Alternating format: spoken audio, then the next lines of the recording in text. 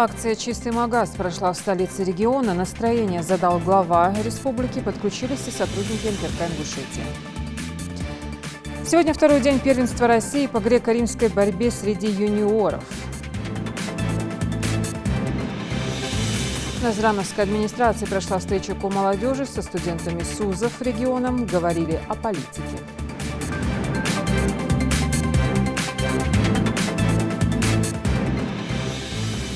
Здравствуйте, это новости 24. В столице республики прошла экологическая акция «Чистый Магаз». В Центральном парке имени Полиничка были высажены ивы, березы и липа. К посадке саженцев присоединился глава Ингушетии Махмуд-Али Калиматов, премьер Владимир Сластенин, общественники и жители города. Репортаж Светланы Томовой. Прекрасная весенняя погода благоволит привести столицу республики в порядок и высадить дополнительные саженцы, чтобы они могли радовать глаз гостей и жителей Магаза. Лейла Цейтова пришла сюда в парк имени Полиничка вместе с колясочниками, которые изъявили желание внести свою лепту в облагораживание города. Недолго думая, собравшиеся приступают к высадке деревьев. Давай воду сюда. Воду давай за пол-ведра. Будем соблюдать технологии. С большим удовольствием откликаются люди и приходят на такое мероприятие, радуясь тому, что можно посадить хотя бы одно дерево. Как говорится, высадить дерево, построить дом и вырастить сына, это ведь как задача для каждого считается важной. За сегодняшний день в столице республики высадят 500 саженцев. Это ива, липа и береза. Приживаться деревья начнут через год, а до тех пор за ними нужен уход и забота. Хава Калоева отмечает, что ее костыли вовсе не помеха, если есть желание внести свой вклад в богоугодное дело. Как говорят, лес, деревья – это наши легкие. Да? И вот я тоже перчатка уже подготовилась. Хоть на меня посмотрят с костылями, что она тут делает, но деревья посадить могу. Это очень хорошая акция, я должна сказать. Зелень, глаз радует. В экологическом мероприятии принял участие глава Ингушетии Махмуд-Али Калиматов. Он пообщался с участниками акции и отметил, что такие субботники необходимо проводить как можно чаще. И ухаживать за столицей республики обязан каждый из нас. Надо ежедневно заниматься благоустройством каждой своей улицы, каждого участка земли. Ежедневно, если мы будем относиться вот к своему городу, к своей улице,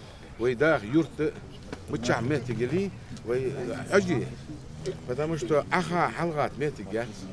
понимаешь, наха, бирыш. Я всегда говорю, гости поедут. Они же сестры, мать, они же с детьми выходят, им надо куда-то выйти. Какая почва и как приживаются деревья? Всем этим интересуется глава. Махмуд-Али Калиматов приступил к посадке деревьев. Сегодня он сажает липу.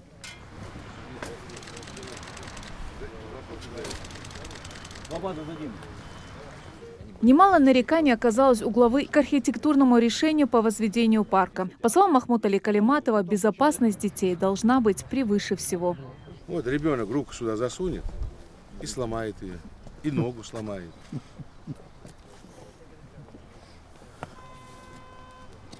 Я не знаю, это еще ладно. Но Герыш, нельзя было, что ли?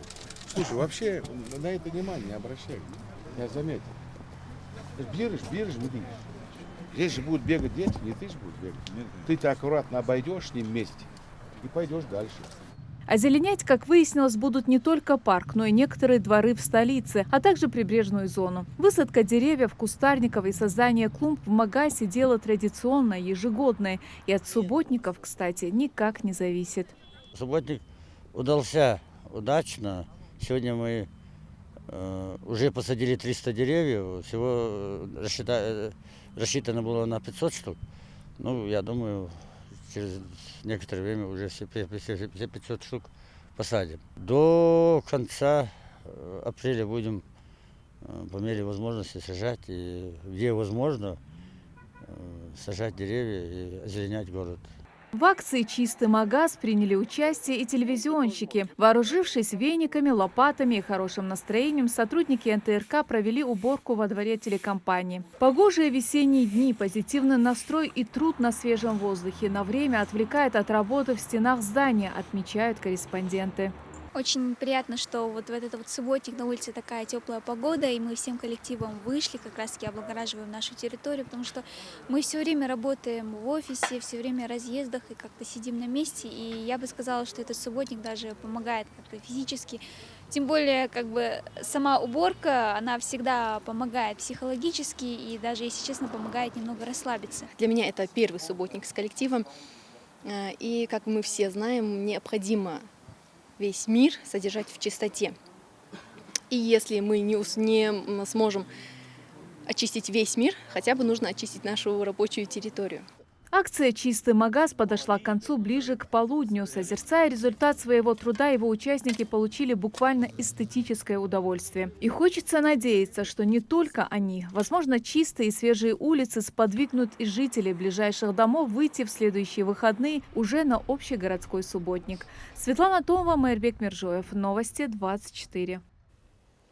Первенство России по греко-римской борьбе среди юниоров проходит во Дворце спорта «Магаз» имени Берда Евлоева. Мероприятие посвящено памяти героя России Алихана Калиматова.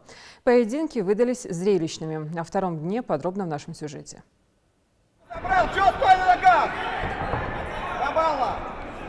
На ковре сошлись два абсолютно одинаковых по своей технике борца, что видно с самого начала поединка. Оба атлета, стараясь взять лидерство в бою, используют давление на плечевой сустав.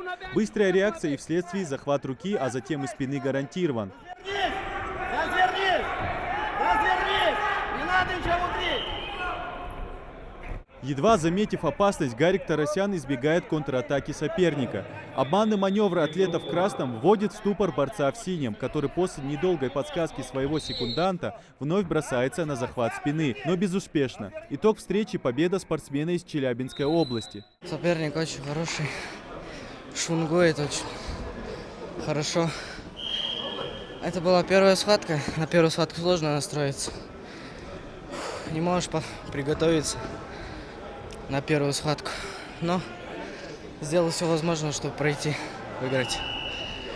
Соперник был очень сложный, честно говоря. Я эту схватку, могу сказать, на контратаках выиграл. Так что-то сильно не получалось атаковать. Так чисто пришлось обманывать, хитрить. Ни для кого не секрет, что в греко-римской борьбе, как и в любом другом виде спорта, свои правила. На первенстве России собрались именитые борцы из 60 регионов страны. Эмоции зашкаливают как у самих атлетов, так и тренеров. Во время поединка Ромасом Стояна, представляющий Тамбовскую область, его секундант бросил челлендж на борцовский ковер, выражая недовольство решением судей. Как оказалось, это нормальная практика. После просмотра замедленного повтора спор исчерпан. Сам же тамбовчанин проиграл крымскому легковесу, но не отчаивается. А вообще вот, когда выходишь за ковер, делаешь прием, оценивается. А так оценку мне не дали балл сопернику. Почему соперник? Не знаю. Вообще оценится, если я выхожу за ковер и делаю 10, то балл оценится мне. Все равно будем готовиться еще, как-то ошибки дорабатывать. Череда побед и поражений сменяются лишь на объявление арбитра. Поединки проводятся на 3 площадках. Атлеты из Краснодара, Москвы, Волгограда, Ямало-Ненецка. И, наконец, долгожданный выход Алии Яндиева на ковер.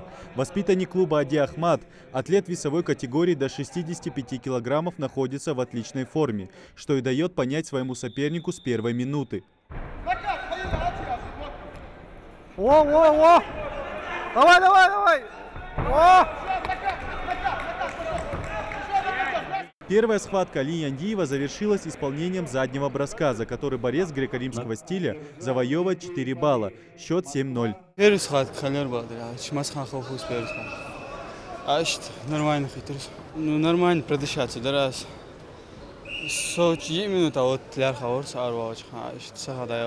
Здесь на первенстве России по греко-римской борьбе памяти героя России Алихана Калиматова присутствует один из известнейших деятелей этого вида спорта. Валерий Рязанцев, судья экстра-класса, прошел олимпийскую школу и вел судейство на 4 Олимпийских играх, также на 19 чемпионатах мира. Кавказская борьба отличается эмоциями, энергией и атакой.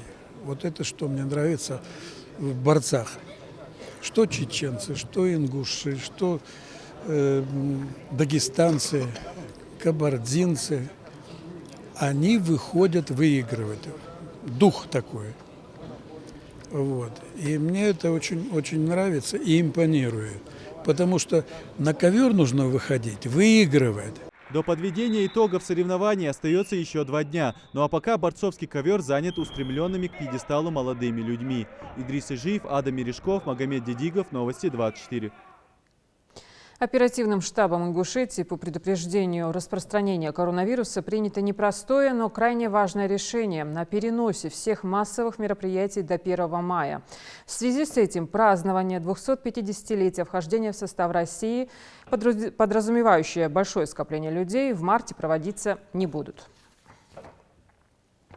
Сочетание бумажных носителей и новых технологий. В Ингушетии реализуется программа «Модельная библиотека». Работы проводятся в рамках реализации национального проекта «Культура». Подробно о том, что представляет собой инновация, расскажет Рина Цычоева. Программа «Модельная библиотека» реализуется в рамках национального проекта «Культура». Система обновления инновационного развития специально придумана для того, чтобы поменять полностью представление о библиотечном деле России. Здесь уже в скором времени появятся современные стеллажи и много полезной литературы. Это будут настоящие интеллектуальные и образовательные центры, которые должны сочетать в себе красивый дизайн, комфортность пространства и доступ к новейшим информационным технологиям. Мария Милиева уверена, для библиотеки сельского поселения принять участие и выиграть грант престижного федерального проекта – настоящий прорыв. Долгие месяцы работы, создание реальной концепции помогли выйти в победители. Реализация проекта, она в корне изменит библиотеку. Это будет совершенно новая библиотека. Они так и называются, эти библиотеки, модельные, библиотеками нового поколения. Здесь предусмотрено все. Вот, начиная от изменения внутреннего пространства библиотеки, от пополнения книжного фонда. Это не просто пополнение, это почти 10, даже чуть больше процентов фонд пополнится, причем новой литературой, которая давно и очень нам была нужна, но у нас не было возможностей финансовых для приобретения. Будет полностью заменена мебель. Сейчас, конечно, сложно поверить, что в этом помещении уже скоро в рамках национального проекта «Культура» создадут библиотеку нового поколения. Пока здесь строительный беспорядок. Уже удалось заменить окна, скоро начнутся внутренние ремонтные работы. По плану здесь разместится отдел для читателей младшего возраста. Они здесь будут развиваться специально для повышения интереса читателя, закупят эксклюзивную мебель. Будет очень светло. Здесь будет двухуровневый потолок, яркое освещение. Заказана мебель. Мебель, кстати, я вам должна сказать, заказана у лучшего производителя библиотечной мебели, который имеет очень богатый опыт работы с библиотеками самого высокого уровня. Вот. В этом помещении мы предполагаем 3 зоны. Но эти зоны не будут разделены глухими перегородками. Эти зоны будут создаваться за счет мебели.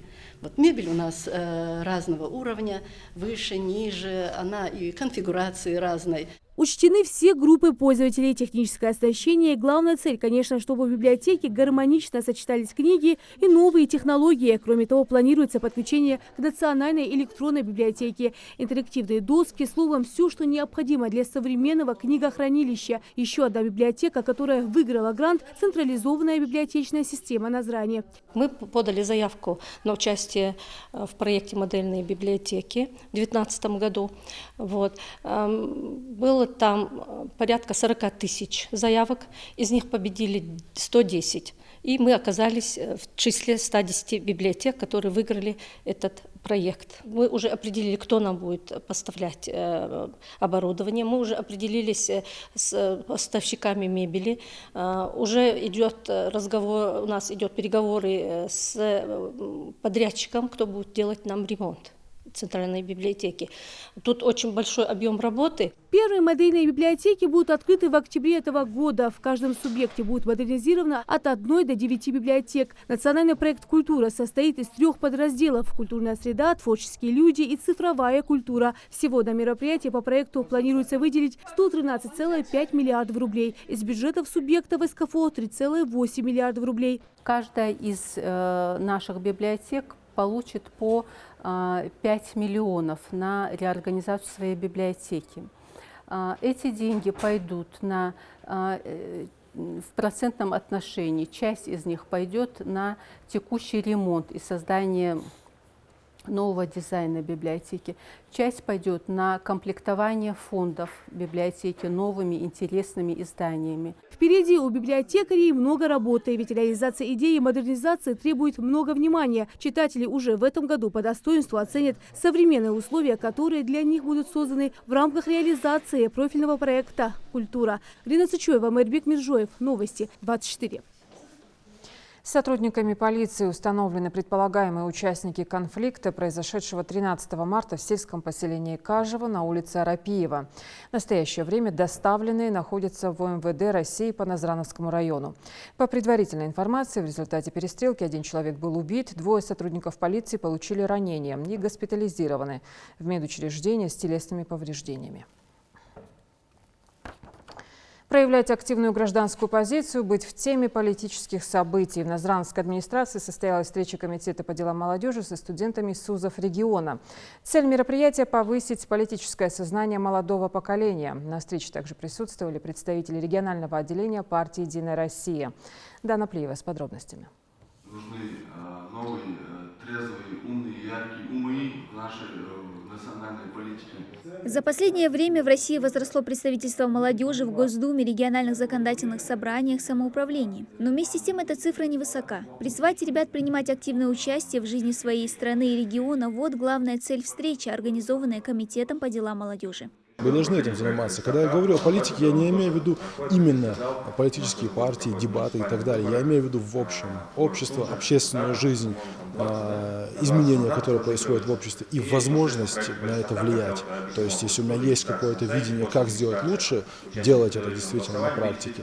Вот что я подразумеваю под политикой. Основная причина, почему эта группа общества не интересуется вертикалью власти, неуверенность, что их личное участие может сыграть хоть какое-то значение в изменении политической и общественной ситуации в стране. На своем примере организаторы и гости доказывают обратное. Сегодня в нашей республике есть очень большие возможности для людей, которые хотят попробовать себя в политике. Это и организация, которую я возглавляю, «Молодая гвардия Единой России», в которой мы формируем молодых политиков. Также у нас действует в этом году проект «Политстартап» по выборам в Сунже. У нас 20 мандатов разыгрывается. И любой молодой человек, которому исполнилось 18 лет и до 35 лет, может подать заявку на сайте. После этого сдать документы в местный исполнительный комитет, который находится в городе Сунжа, зарегистрироваться участником предварительного голосования, провести агитационную кампанию, дебаты. И после этого, если он выиграет предварительное голосование, стать депутатом.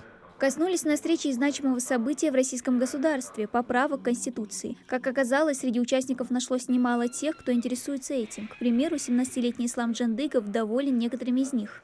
Это и индексация пенсии, это и закрепление минимального размера оплаты труда, то есть заработные платы, официальные заработные платы не будут ниже установленного в Конституции нормы.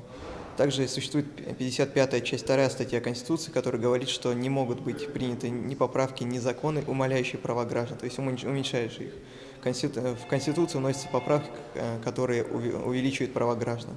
Чтобы интерес к новым поправкам в основной закон страны, как и у ислама, возник и у других жителей республики, за дело примется Всероссийское общественное движение «Волонтеры Конституции». Оно заработало в регионе всего 1,5 месяца назад и уже насчитывает порядка 100 добровольцев. В ближайшие дни это число дойдет до 300. Для повышения грамотности населения и понимания, что именно и конкретно будет изменено и добавлено в Конституцию, мы проводим разъяснительные информационные работы.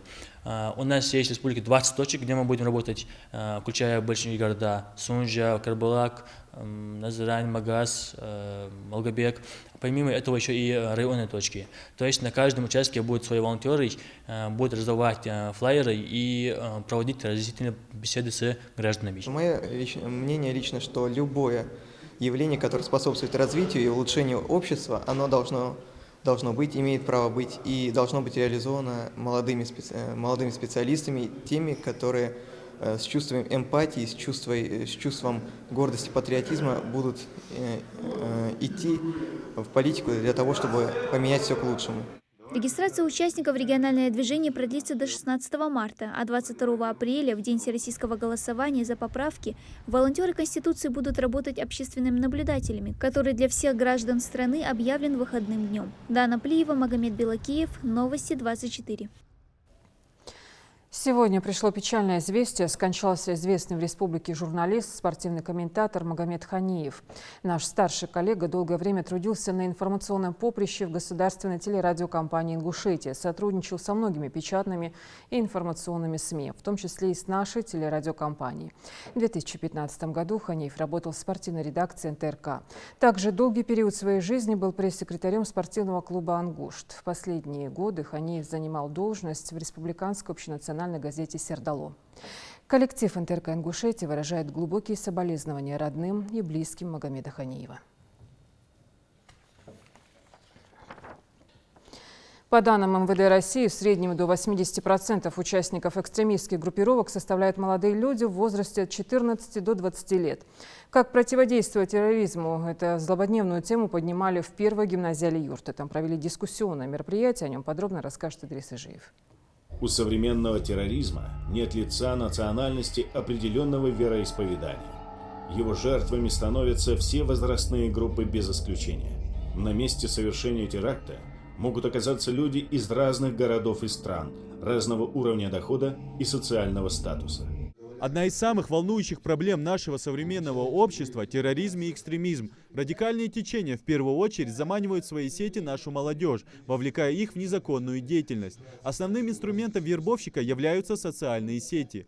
Хитроумная приманка и вместе с тем самый верный способ завладеть неокрепшими умами. За теми людьми, кто пропагандирует эти страшные идеи, используя современные функции электронных свойств, передающих устройств, телефоны, ноутбуки и так далее, современные формы информации и методами информации передавая, они нанесут страшный ущерб и наносят огромные страдания, подвергают страданию не только малые такие народы, но огромные страны рушат. В поле зрения экстремистов попадают не только молодые парни. Сейчас вербовщики делают большой акцент на слабом поле, которые легче поддаются вербовке. Сегодняшняя встреча не зря собрала ползала молодых девушек. Ученицы внимательно слушают и запоминают. Информация хоть и не новая для них, однако актуальная. Терроризм – это очень актуальная тема в современном мире, так как это является угрозой для общества и влечет за собой отрицательные последствия.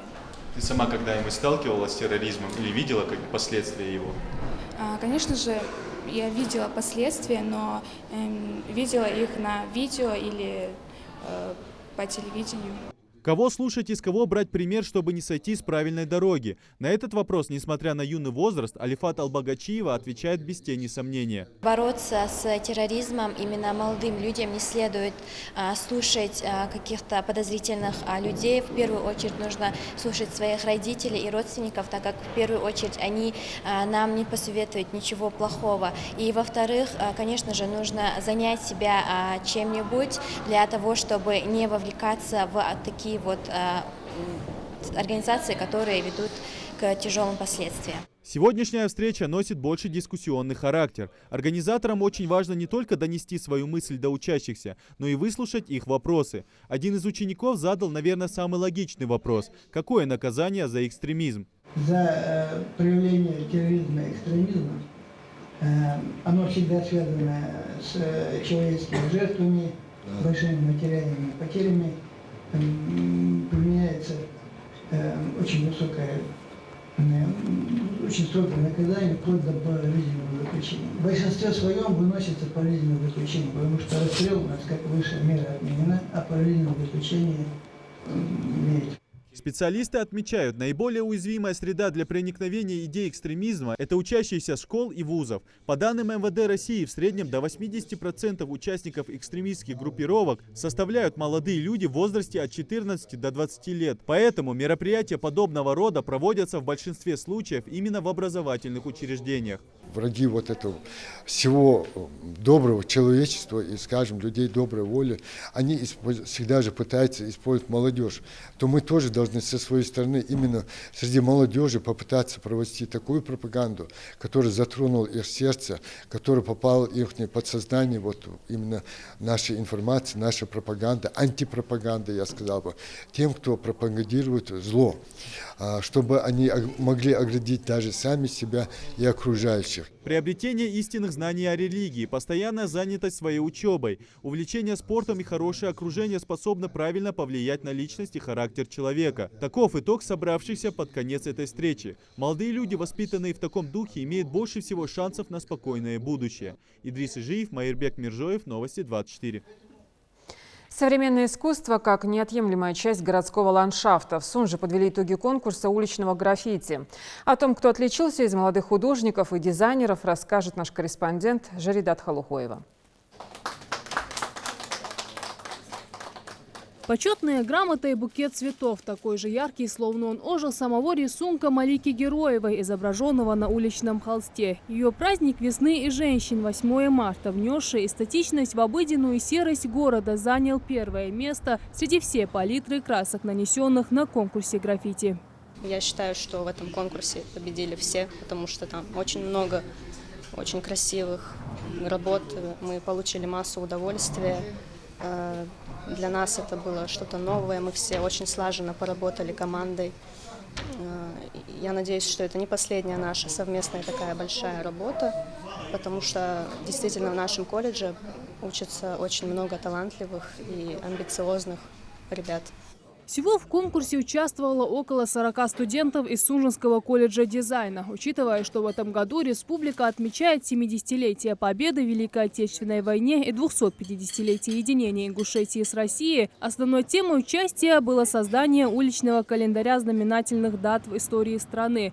Однако в своих иллюстрациях ребята отобразили не только памятные события. В желании сделать жизнь города более яркой и радостной они изобразили самые разные сюжеты – от национальных орнаментов и горных степей до шедевров постимпрессионизма. Работали коллективно все вместе, студенты группы архитектуры, дизайна, будущие преподаватели начальных классов. Для них это практика, по большому счету. Вот они начали с этой площадки, потом мы перейдем на более серьезные, другие проекты.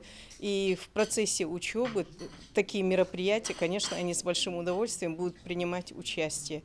Инициатором конкурса выступил глава городской администрации. Как делится Хаваш Багаудин Сапралиев, еще в январе в ходе инспекционного объезда городских территорий его внимание привлекли бетонные стены, скрытые за проросшими кустами. Поросль и деревья убрали, но серость места таки осталась. Так что они объявили конкурс уличного граффити для создания колорита в данной местности. Вот эту стену до и после посмотреть, это уже понятно, что вот это дает.